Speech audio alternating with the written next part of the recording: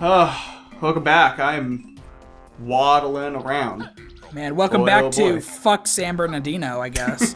Yeah, apparently. This episode isn't brought to you by San Bernardino.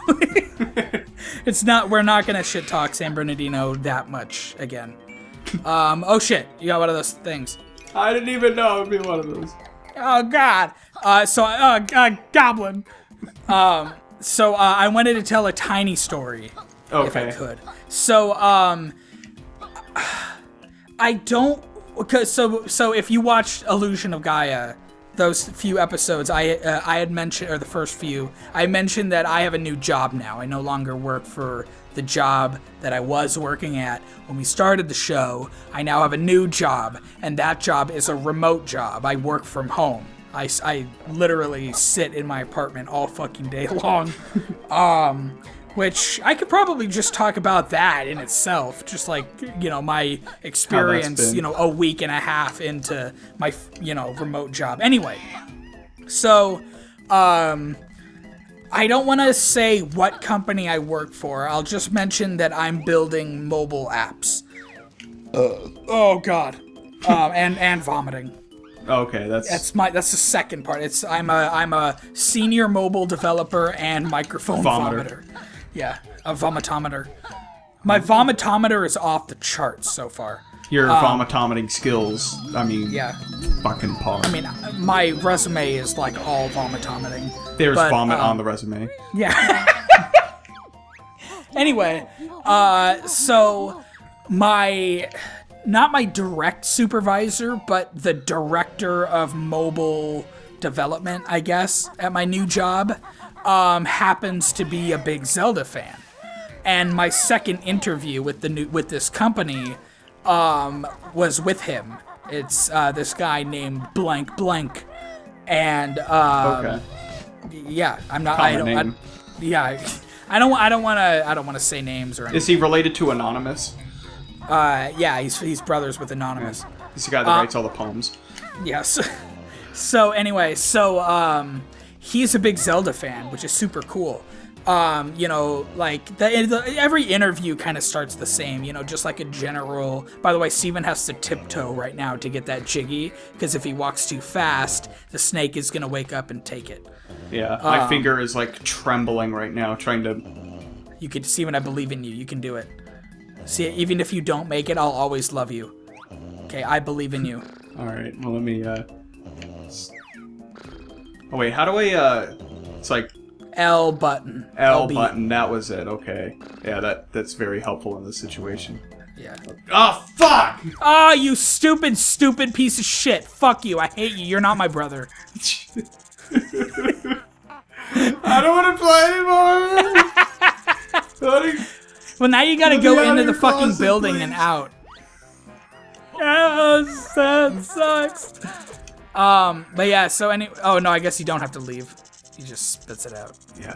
Why doesn't he just eat it? Yeah, I'll just keep trying. Yeah. Anyway, so the guy's a big Zelda fan, which is really cool. The first interview, the interview I had with him, it always starts with like, he's shooting egg at it. It starts with, hey, we kind of want to get to know you. What do you like? What are you into? And so, I say, hey, I'm into video games.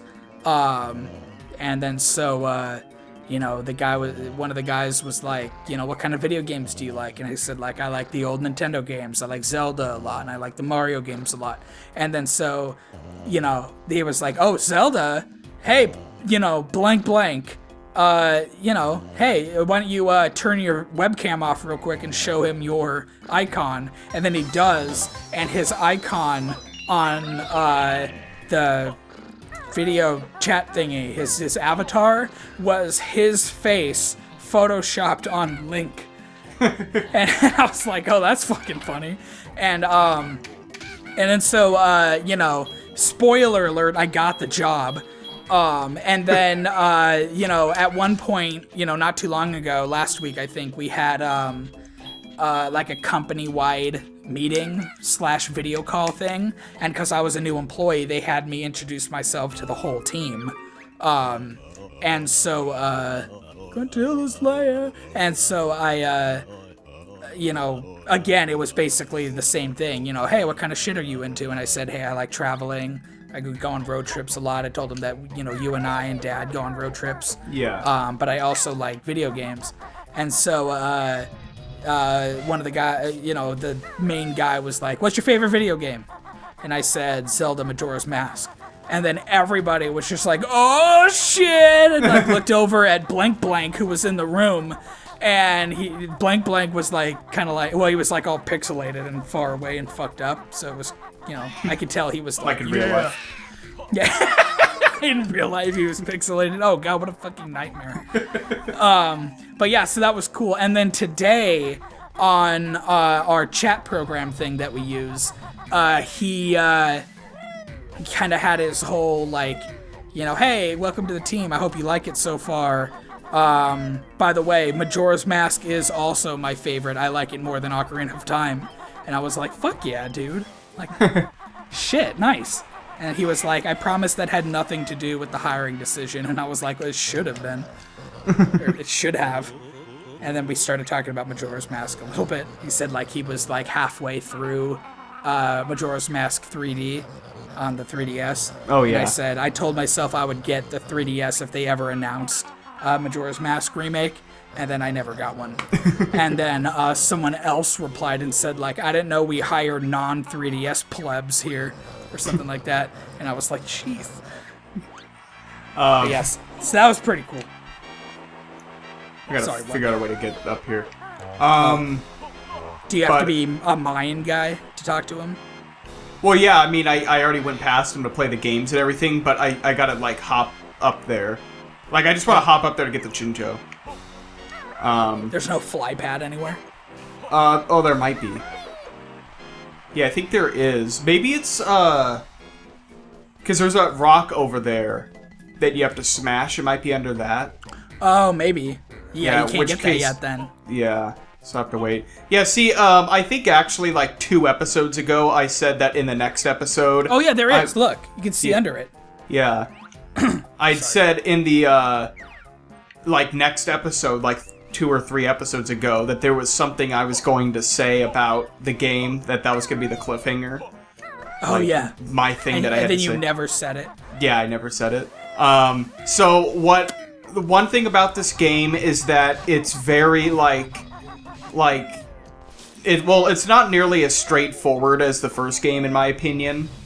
Which is kind of good, it keeps the challenge going and stuff like that. Like, even if it's more, like, non-linear and spread out than the first game. Yeah, and also, like, there's a lot of, like, oh, you can't get this jiggy in this episode until you, like, or in this level. I keep saying episode. I guess I don't just sit in the chair. I guess you gotta just talk to him. Yeah, you sit in the chair if you're Mumbo to talk back, right. or to turn back into... Yeah, there's something I forgot to do with the Goliath golden guy. You have to... Yeah, okay. Cross the mud. Anyway, so yeah, this game, like, there's a lot of, like, oh, you have to, like, go back to, other levels when you have this new ability and stuff like that. Or there's sometimes, like, there's ways where, like, the levels can kind of, like, interact with each other.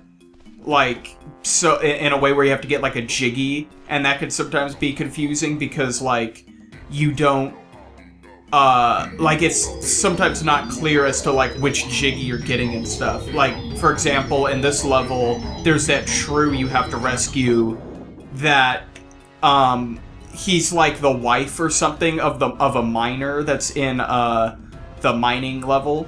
Yeah.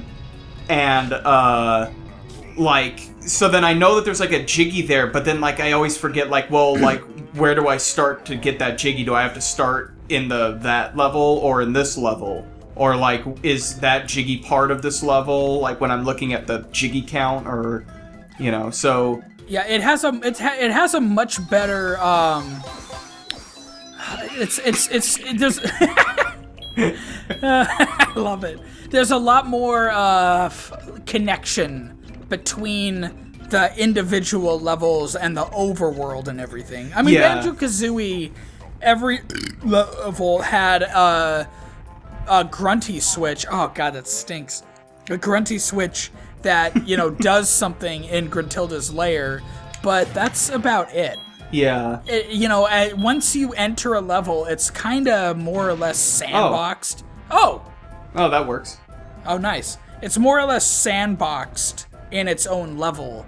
But here, you know, fucking levels, like, will go into other levels and shit like that. It's much more interconnected, which I think is awesome. Yeah. That's sort of one of the...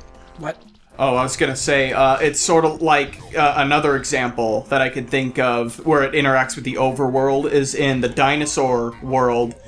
You have to put that sick dinosaur in the train and then take it to the overworld station, like on the cliffs or whatever. And then as Mumbo, you have to use some sort of spell to heal the dinosaur and then take it back to the dinosaur world.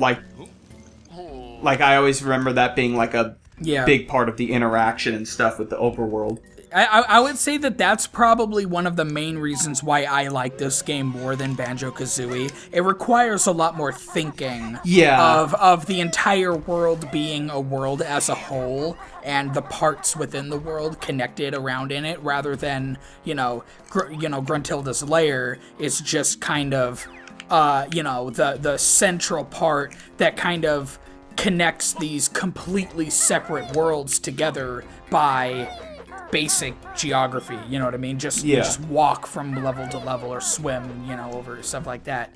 A lot more like Super Mario 64. There's not really anything that you do in a level in Super Mario 64 that affects another level or the overworld. It's a lot more sandboxed, whereas this game is not that way, which I think is probably one of the best parts of it. Yeah. In MIMHO. Yeah, I do agree with that. Ooh. Oh, you got all the oranges. Yeah, so here you go. This is what happens when you get all the Jinjos of a certain color. So I love that it's Isle O' Hags is the overworld in this game. Fucking Rare's sense of humor is hilarious. Yeah, I love it. Yeah, one good thing too about playing the this game on the Xbox is that it does the auto-saving, which is super convenient. Oh, that's true. I didn't even think about that. Yeah, because I'll notice every now and then in the bottom left it'll say saving. Yeah. Which is, It's something that we really take for granted now. Oh, yeah. Oh, that's got to be your last... Yeah, it was I had 80 or something. Yeah, so those weird ones, they're, I forget the name of the musical symbol that's supposed to be, as opposed to just the regular music notes. It's like the, double clef or some something, I don't know. Anyway, so when you see those give you 20 notes, and then just the regular nest ones give you 5. Which again, I think is awesome. It's another thing I like about this game is that it kind of makes it simple, Yeah, it's much less tedious to get all 100, because every time you find a note in this game, it's worth 5. There's still only 100 per level, and you kind of want to get that goal of 100 per level, because the same rule applies, where if you leave the world, it resets it as 0, but that just means you have to only find 20 or less than 20 15? I don't want to do math in my head. No. 17? 16 regular notes. Regular ones, so 17 nests in total. Yeah. I'm gonna go to the next world, only because I think I've kind of done most of what I really need to do right now. Until I go... We need a change of scenery, too. Yeah, because we've been playing... What is this, episode 4 now? Yeah. Yeah, so I'm going to go in here and unlock the next level. See, that's another thing I was saying. I've had it with Mayan shit. I guess technically in Illusion of Gaia, we haven't hit Mayan stuff yet. It's all been Incan, but it's the same shit, okay? Fuck you. That's another thing too. If you tried to play this on an emulator, this whole puzzle thing was all fucked up and like pixelated and glitched out because it uses like weird like frame buffers and shit, or whatever. I feel like Rick from Rick and Morty. Which is, like, I think you are Rick. Like, burping. Yeah, it's like burping, but also talking about like computer science stuff. This is all Morty. You have to create a cache folder, or whatever computer scientists say. Yeah. I love that I have a degree. I'm looking at it right now. I have a degree in computer science, and I'm talking about like, hey, fuck San Bernardino. I'm gonna scratch my ass and drink beer and play video games. Follow your dreams, kids. Yeah, and stay tuned. But I have a pretty good life. Yeah, I and it's weird for me to think like, by the way, I'm almost done with college. I only have a couple months left. Oh wait, does it say I have I think it said I had enough. Yeah, I do. Might as well do it. Snap, do it. Yeah, so, like, I'm, like, real close to getting my degree. Like, I'm, like, 1.5 quarters away. Actually, less than that, because I'm at, like, week 7. You're like 5 months away or something like that. Yeah. And it's so weird for me to think, because I have this feeling like I'm not a computer scientist. Like, I've just kind of been, like, just coasting through or something. That's, well, first of all, that's a consequence of fucking going to Cal Poly. But also, that's called the imposter syndrome. Oh. You should actually, after this episode, you should go on Wikipedia and look up the imposter syndrome and look at the definition and everything of it. And if you go like, oh yeah, this does look really familiar and, you know, relatable, you know, it might make you feel better. Yeah. Yeah, because it's like, you know, and then that'll happen sometimes where you're, like, sitting, like, in class or something, and then you hear, like, other people talking about some computer science stuff, and you'll be like, I have no idea what you're talking about.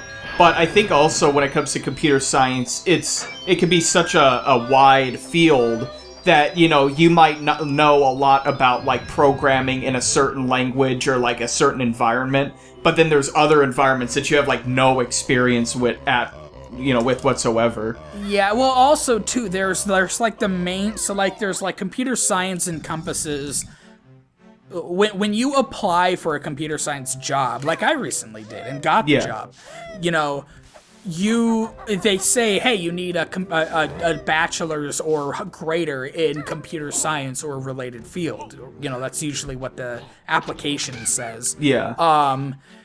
There's a huge difference between understanding super theoretical, like, oh, you know, what's, you know, is NP equal to P?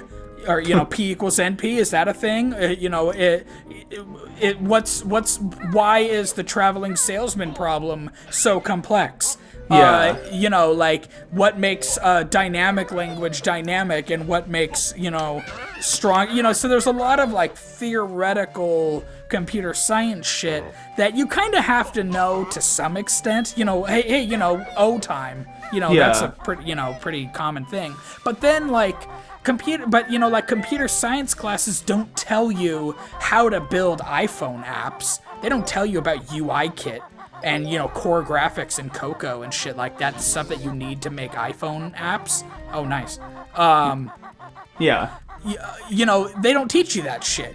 But if you tried to apply to an iOS job, yeah, they're going to ask and make sure you have your computer science degree, but you better fucking know also how to build iPhone apps. And I personally think you can build iPhone apps and know enough to get along without needing a computer science degree. You don't really need to know about the traveling salesman problem and, you know, the fucking knapsack problem and the difference between, you know, a graph and a tree, and, you know, how to traverse a bee tree, you know, shit like that.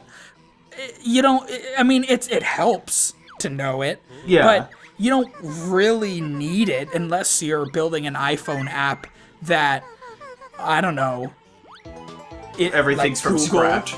Yeah, exactly. It's kind of like, And you can kind of look that stuff up anyway, and you'll kind of have that familiarity to it. You know what I mean? Or like, yeah, like I always say that being a good computer scientist is less to do with the theory and more to do with, can I Google this and find an answer that makes sense on Stack Overflow? And that I can understand, and then also maybe manipulate to what I need it to do and stuff like that, knowing, how it works. This is exactly what Soroka, by the way, Soroka, if you're watching, hey, what's up? Soroka was my favorite professor from Cal Poly, my favorite computer science professor. He's since retired, but we still talk. I should shoot him another email. He towards the very end, his last quarter, because he was retiring the same quarter that I was graduating, which worked out, I guess. But he was telling me, in order to survive in a computer programming world, it has less to do with understanding the theories underneath and more to do, honestly, with, can you recognize problem patterns? Can you Google a problem and recognize that problem as the same problem you're having and be able to replace the components that are irrelevant to your problem, and replace it with the elements that are relevant to your problem, and it still makes sense. You know what I mean? Yeah. Yeah, so that's how to survive in a programming job. That's not computer science. Computer science is like, how do you write an algorithm that's efficient based on what you need to do? When does divide and conquer, really come in handy and stuff. Yeah, come in handy. When does divide and conquer versus, some other algorithm pattern? Like, how do you recognize that kind of stuff? That's real computer science, in my opinion. Yeah, I think sometimes that kind of experience, too, that comes a lot when it comes to, like, making real-world projects and stuff like that, too. Yeah, it does. I know. And it's, if you try to use, like, if you're writing a C# problem or program, and, you don't know the difference between a list and a dictionary, you're gonna have a bad time. Yeah. But at the same time, you don't really need to know too much that a dictionary in C# is the implementation of a data structure called a hash table. Yeah. You just need to know, hey, a dictionary like the is basics. Indexed by a value instead of, a number.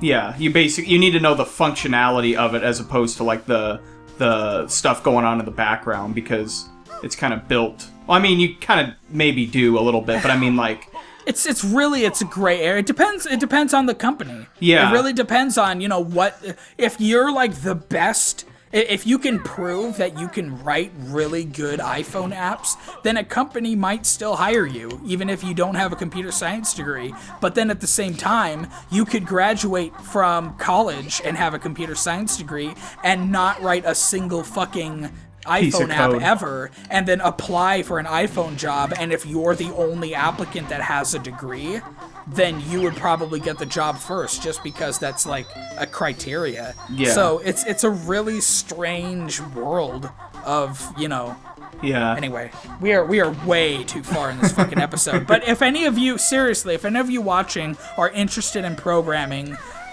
or are programming, but you kinda need help, or need some at least guidance, or maybe just some troubleshooting on something, feel free, seriously, to just shoot me a tweet, a Super Thomas Brothers tweet. I mean, I more or less kind of use the Twitter. I use the Twitter. I control the Twitter account a little bit more often than Steven does. Yeah. So seriously, like, send me a tweet if you're interested in stuff. I can kind of point you in the right direction, or I can answer specific problems possibly. I'd be happy to help. I'm not saying I'm the best computer scientist in the world, fucking far from it, but I did recently get a senior mobile developer job, and it was I needed to find a new opportunity from my old job, and I applied once to this company, and then I got the job. So I applied once. I applied to one company, and I got that job. So, you know, I must be doing something right, I guess. But yeah, so really, if you are curious or if you need help with anything, you know, shoot me a tweet. What? Oh, sorry. I'm done. Oh, okay. I was gonna say you should name this episode Node, like N-O capital and then D-E, like San Bernardino and then Node. I don't think I'm gonna do that. Come on. No. Duh. Oh, but also, if you tweet me expecting help, keep in mind that I'm also a fat, stupid drunk who plays video games on Twitter. Hey, stop talking about me like that. I resemble that remark. Wow, this is a long fucking episode. Oh, Sorry. God, Jesus. I just looked at the time on the on the computer real quick. Thank you, everybody, for watching. And This long episode. Yeah, we appreciate your patronage. Maybe we should do, like, episode 4A and 4B or whatever. You watched episode A. That's a reference to Illusion of Gaia. Go check that out if you haven't watched it. Anyway, I'm done with this episode. I'm sorry for wasting your time. Have a good day, everybody. I love you. Bye. Hope I could outrun these hunks with these hats. Oh, hat hunks are the worst. Hat hunks? Yeah, I know. Oh, that's got to be the name of the episode. Hat hunks. At the very Yeah, last at the very end, when probably the end slate is already up. It's like hat hunks. It's like, why would they call it hat hunks? They're talking about fucking graphs and shit. The show was weird. Yeah.